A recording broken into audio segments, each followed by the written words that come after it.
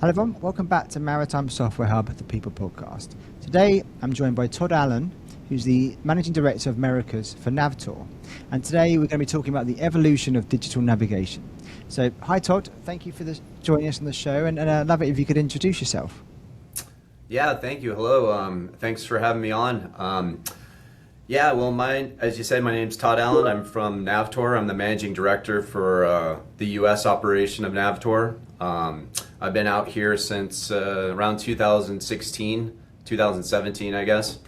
I originally was working in Norway before I came back to the U.S., so that's kind of how I got involved with NAVTOR. We're a business that's headquartered out of Norway, so that's how I originally got my foot in the door, basically. Yeah, I saw you spent some time there, and you're obviously now in Seattle, is that right at the moment?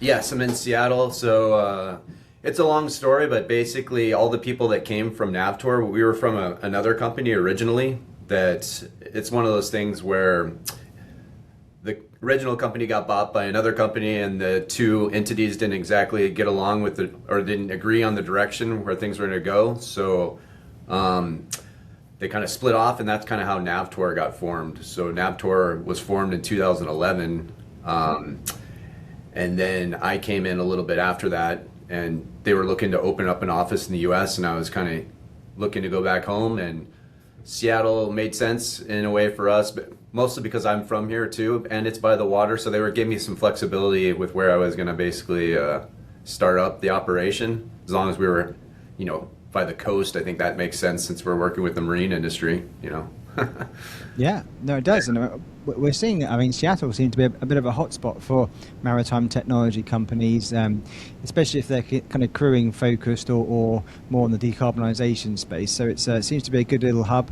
And we're seeing other pockets of areas, like places like Rhode Island on the East Coast and around Boston, and obviously where we are in Tampa, there's things going on. So so it seems pretty spread out. And in terms of like your role now as a managing director, what does a kind of typical day look like for you at the moment?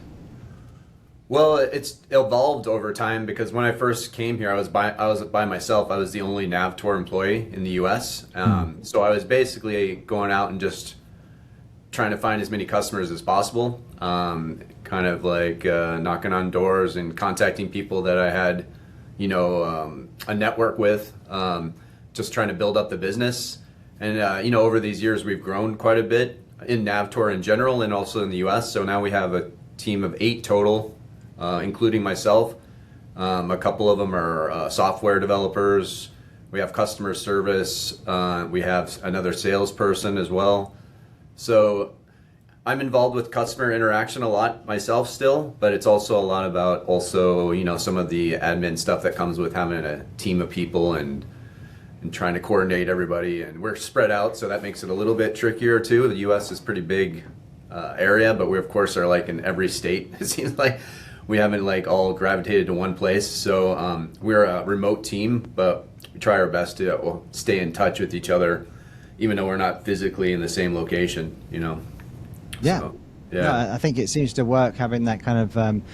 Some companies like the remote first model, and it seems to be very effective, especially if they're regularly traveling to events and conferences and client meetings all over the place. So good. Okay, understood. I feel like the U.S. market for marine is so spread out too in general. So as you mentioned before, there's all these different little hubs.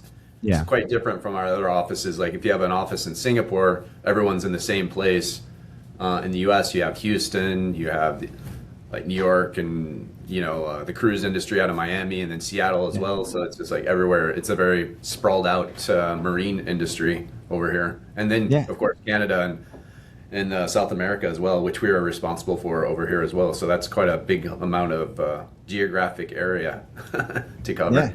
Yeah. Keeps you very busy. Well, it's a pleasure to have you on the show. And Todd, if you could give us an overview of NAVTOR, the solution, would be great. I'm sure many people listening will probably be familiar with NAVTOR, but for those that maybe are not, then if you could just give an overview of kind of the solution and the challenges that the business solves. Yeah, so when we got started in 2011, it was kind of at the beginning phase of a lot of ships transitioning from paper navigation over to digital navigation. So we basically came from the mindset of trying to make things as simple as possible. A lot of other companies, I think, were coming from a paper industry and trying to kind of replicate how you order charts electronically the same way you do paper, for instance. So we have a different kind of philosophy because we come from more of a software background. So the goal at the end of the day is just to make it as simple as possible for the people on board. So we came up with a solution called Pay As You Sail as an example. It's basically a way for updating charts on the ectis of the ectis is basically where the ships go to navigate with the digital chart. So we came up with a solution that's called Pay As You Sail. So you don't have to actually buy everything up front. You can just open up an area, and the company only gets charged for the charts that they actually sail into. So it's kind of like the philosophy of how we do maybe music nowadays with Spotify or Apple Music. You know, you don't buy individual albums or songs. You get like a subscription service, and you can listen to what you want. It's kind of the same kind of philosophy. And it's also about really kind of minimizing the amount of things that someone has to do on board, because they don't want to spend a lot of time trying to learn a software. They just want to be able to have a few clicks and get what they need and have it work kind of automatically so they can get the information fast and not have to spend a lot of time messing around with complicated software, I guess. So yeah, makes sense. And yeah, I didn't realize and appreciate that there was that option to maybe have it per voyage or per passage as you're going through, to then just subscribe to that kind of chart and routing plan. I didn't realize that was part of it. So that makes sense. And have you seen this kind of passage planning and routing area evolve a lot in the last kind of few years? Yes, definitely. So when we first started, we were just doing the updates for the ectis. Shortly after, we started developing a software specialty, or a specialized software for passage planning. Basically to like automate making a passage plan, because previously when you were doing a paper chart, or even when you had digital charts and you make a passage plan, there's a lot of manual work. A lot of times ships are just using Excel or Word documents and having to physically look into different publications or have to compile all this thing into one passage plan. With our system, we wanted to make one platform where you had all the information accessible and you could automate a lot of the documentation creation. So it simplifies the task of actually building a passage plan, because it automates a lot of the things you'd have to do manually previously. So, and a lot of our expertise from that comes from, we actually sell a specialized software to a lot of ectis manufacturers. Those are the guys that actually build the computers that ships use on board to show the charts. So we sell that software to a lot of companies that build ectis with it. So the actual building blocks of our software is the same thing. So it's very nice for the ship, because they see the same chart inside their passage plan tool as they do in the ectis, and it simplifies, basically everything looks similar, but then you can add a lot of other layers to a passage plan software that basically automates the procedures. So it comes down to just trying to make it as simple as possible for the user and automate things that they don't need to spend a lot of time, looking up. They can actually get to the most important part of like finding the safest path to their destination. Okay, so you're selling to both the ship owner and the ectis kind of provider as well. They're the two main channels. Yeah, so that's another part of our company, and we have an OEM business that sells a software to many manufacturers out there that build ectis with it. But since we have that software ourselves, we of course use it in-house for our own passage planning tools and other tools that we're selling as well. So. Yeah. Okay. Great. All right. I guess, and the tools that you're selling, and from what you've seen over the years, like in what ways are they impacting kind of the crew on board and the operators that are making the passage planning decisions? Well, it gives a lot more. So all these things are integrated now. So, I mean, the number one thing, it just saves on time. So if you're going to build a passage plan manually, it can take you hours. But if you're doing it through our system, you're talking about maybe like 20 to 30 minutes or so to build a path, and you can save what you've done and reuse it. And also the transparency of it. When they make it on board, we have a tool, or basically a service, a fleet management tool that's used shoreside, where they can actually see the passage plans that are made on the ships. So there's a lot of transparency, and everyone's working from the same tools, so they can share it between ships. And then also the office has a visualization of what's going on board, because they can see the actual passage plan that's been made, and they can follow the ship along the route, through this portal called NavFleet.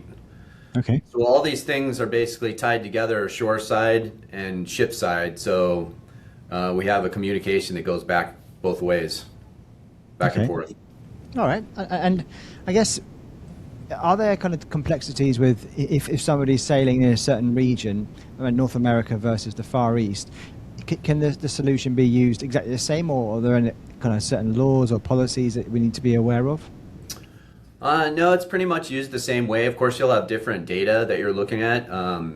The commercial or shipping industry is kind of, there's an international body called the IMO that basically dictates a lot of the rules that everyone follows internationally. So whether you're a fishing boat in Washington off the coast, or if you're a container ship going in the Far East, they're all building the passage plan similarly.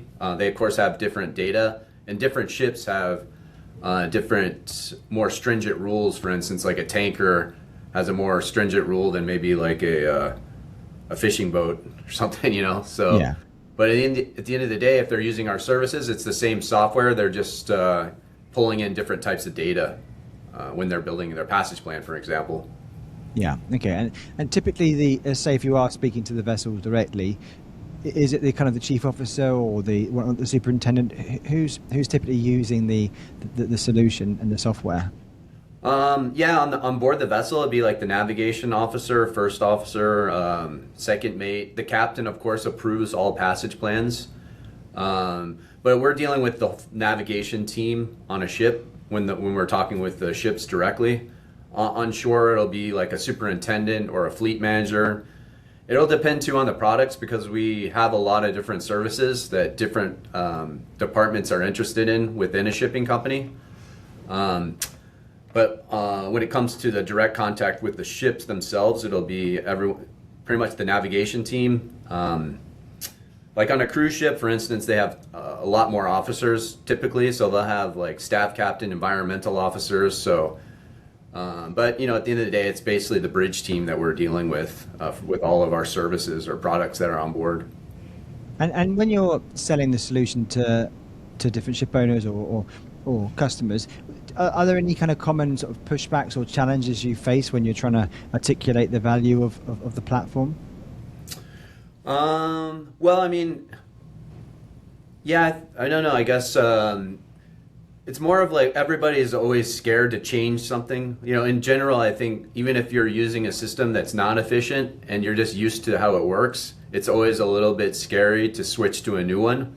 So the best way we overcome that really is just to offer ships a trial of what we do. Yeah. And basically allows us to prove the concept. We're pretty confident that if we get on board a ship and they have a chance to use the tools and see where there's value, that we have a good shot of convincing them to want to keep us. And also shoreside teams usually want to listen to their crew. If they have something that makes them happy, they're usually like pretty enthusiastic about going with that. So it's a matter of just getting it out there on the ship, or if there's a tool that the shoreside team needs to use, we allow them to try it out, and that's how we prove to them if it's good or not. So. Yeah, and I appreciate you're mainly focusing on the Americas market, but you obviously spent time in Norway. What's your kind of view on the North American kind of maritime technology adoption, kind of compared to the European side at the moment? I think the Europeans are more advanced in general. Just they've embraced the digital world faster. They've just been ahead of the game when it comes to that. It's catching up now, but I think Norway and Germany and all those countries and actually Singapore as well, the Asian markets as well have been very advanced. So I think in terms of just like the adoption of digital tools in general, they're more advanced. But which is good because we kind of got our headquarters is out there, so that's where we could make our, that's mostly where the software is developed. But I think that the U.S. market is now eager to like jump on board as well because they see the advantages of having digital products and time saving and transparency. So, but I guess that's the main, I guess, difference between the two. The U.S., as we were saying before, is such a sprawled out marine industry.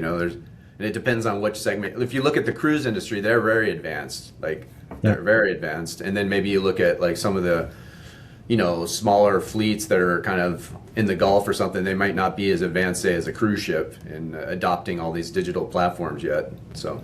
Yeah. And then you have like the defense space and a completely different kind of ball game, I guess. But and I guess it depends on also the volume of, the proximity of the ship owners, as you say, like how many are actually physically in a certain region, sort of the target market sort of size and things. So that makes sense. I guess then just for you then, in terms of managing your team, and you obviously got people predominantly working remotely, how do you find that kind of structure in terms of you obviously kind of coaching and leading your team? If we just move on a little bit to that side of your role, do you generally find it quite, is it relatively straightforward, or do you have certain processes to try and regularly check in with the team when they're working remotely? Yeah, I mean, we do a lot of these type of calls, like over video, Teams calls. And then I think the thing we have an advantage of too in this industry is because of these shows that we attend, that's a chance for us to be together as well. Yeah. So we'll not only have people from like the US team, but have like our European colleagues come, and it's a chance for everyone to meet because, I mean, NAVTOR in general, we're spread out in Europe, we're in Asia, we have offices all over. So anytime we get a chance to interact with each other in person, it's always nice. Even though, I mean, we can keep in pretty good contact, obviously, through video Teams calls, but in terms of, it's still important to see people face to face, not only our colleagues, but also our customers, because it just allows more flexibility and creativity. When you have, I feel like you have a meeting like this, sometimes you kind of stick to the game plan, but you can't be as creative about like discussing something else, So when you're in person, you can just kind of be more flexible about maybe starting out with a topic, but then moving on to something else if it's just more a flexible environment, I think. So, but we keep in touch pretty well by going to shows together. We have every year we annually go and meet at the headquarters in Norway. So, okay.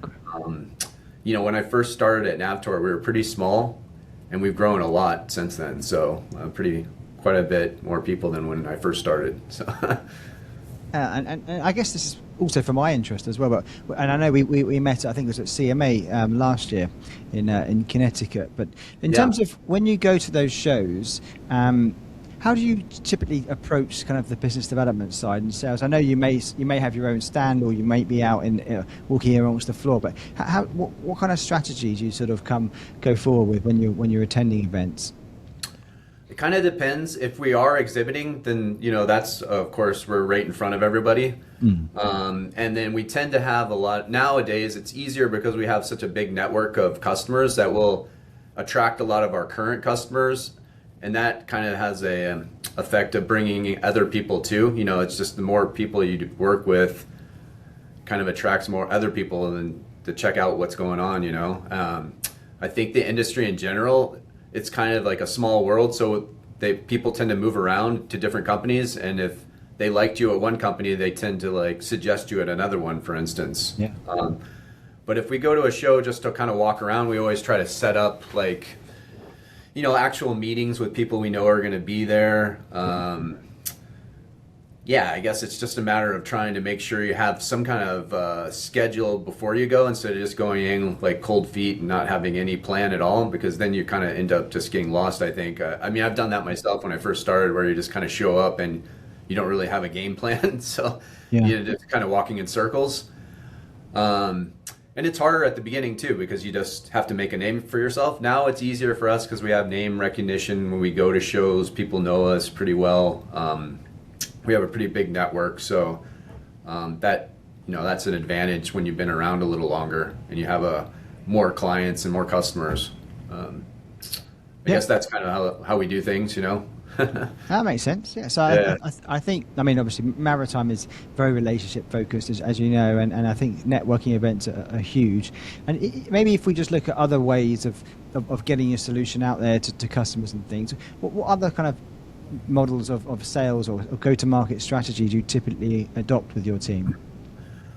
What I tell, especially anybody that starts in sales, a new salesperson, is what you really have to do is things that people really appreciate are getting answers quickly. It doesn't mean necessarily that you have the full answer, but if someone emails you, it's important to try to get back to them as fast as possible. It's like these small things that people start to recognize. Yeah. And I think what we've done really great is just being our hands-on approach directly with the ships, because that's basically how NAVTOR got started. We have a couple guys in Norway that just started walking out to the vessels that were close by in this town called Egersund, and just like going there and giving them a demo, like right on board. And word of mouth has been the biggest driver of our like growth, basically. So when I came over to back to the U.S., I started dealing directly with ships and just talking with and making sure that you make their life easier. Because the thing that's nice about this marine industry is a lot of times if you're talking with a first officer, maybe 5 years down the road, they're going to be on shore and they're going to be a fleet manager or a superintendent. And they'll remember that, okay, I had this good experience with NAVTOR. We had a product that worked. We should try to get this for our new fleet. So that's happened a lot of times where we've had discussions with someone that's been on board and they end up, excelling in or they go to shore and they get farther up the company and they remember us, So I guess it's just a matter of making sure you treat everyone with respect and understand that maybe they're not super high up in the company now, but they probably have, a lot of people have ambitions. Maybe they want to go and work shoreside and be a vice president of nautical at someday, and then they'll come back and say, I remember this team helped us a lot. And that's a great way of basically just giving a good reputation for your company, because, it's a small world in the marine industry. And I think people tend to stay in it, but they move around to different companies. So if you treat them well, they'll come back to you, Yeah, and I think I mentioned this earlier. I guess in terms of the sales cycle then, and obviously I think you touched on potential pushback and things, but typically if you're selling maybe to the ship owner with your own software directly, what's the average sort of sales cycle look like for that? You mean maybe like how long it will take, for instance, to... Yeah. It probably could be a couple of years or a couple of weeks, I don't know, but... I think the thing that would take a couple of years is just them, like convincing them to get on a ship. Yeah. I think once we get on a vessel, we have a really good opportunity then. Then it could be like a month or something, and then after that, we get the feedback, and then it can turn into a fleet-wide sale. So it's like for us, getting onto the vessel is the key part of the equation. Yeah. But that doesn't always happen right away. Sometimes there's a lot of talking before, of course, and they have a provider already, and they, of course, can't just switch immediately.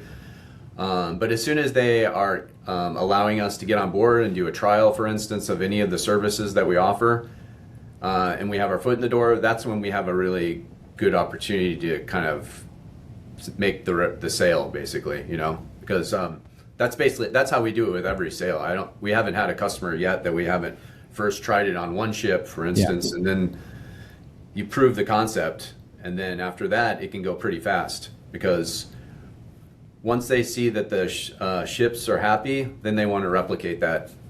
And companies and anyone tends to want to use the same provider for services to simplify things if it's working, and it's efficient and it's making life easier. So.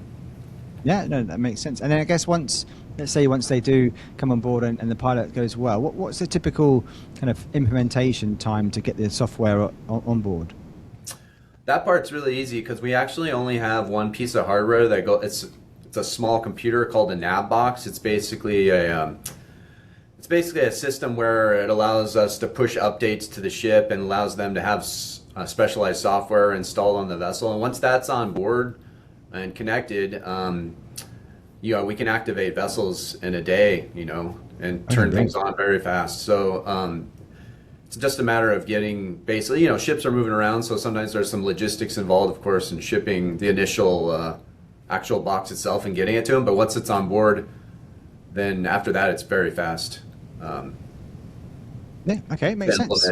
Yeah.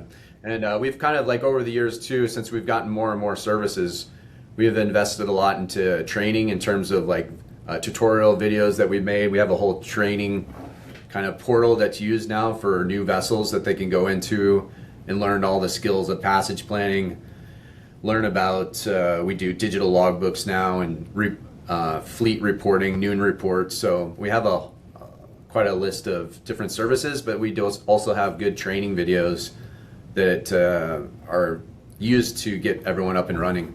Yeah. Okay, excellent. All right, thank you very much.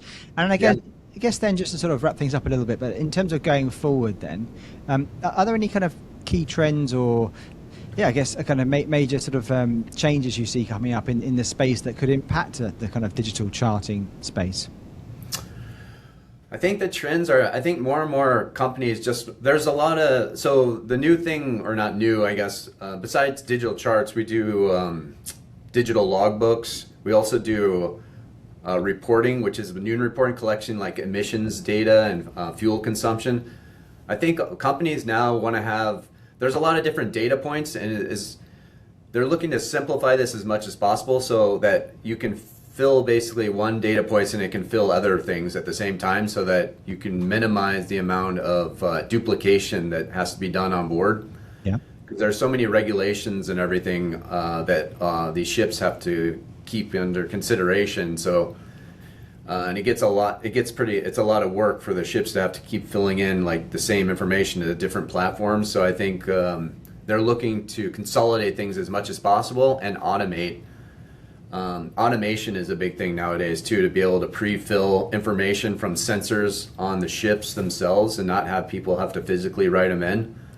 And then with the internet now being so much better on ships, I mean that's changed a huge amount in the last couple of years, just with the use of like Starlink. I think it's changed the game in terms of like what's possible on board ships. You almost have the same speed as you do land-based now on a lot of these vessels. So that's the trend, basically automating data and just trying to simplify tasks as much as possible. Yeah.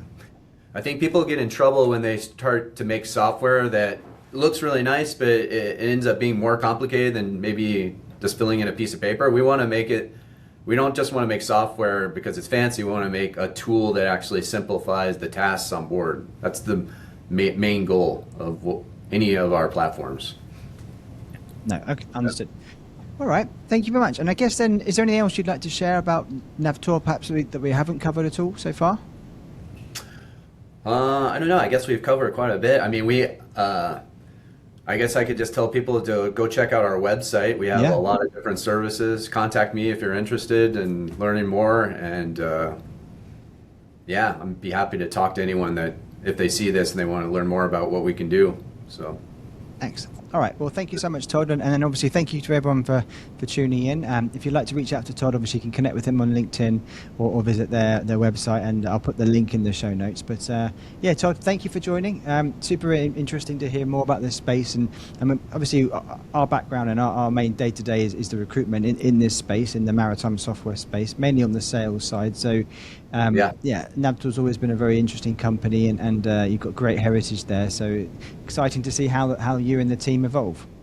Yeah, thank you. It was a pleasure to be here. Thanks for inviting me. No problem. All right, well, thanks for everyone for tuning in, and we'll speak again soon.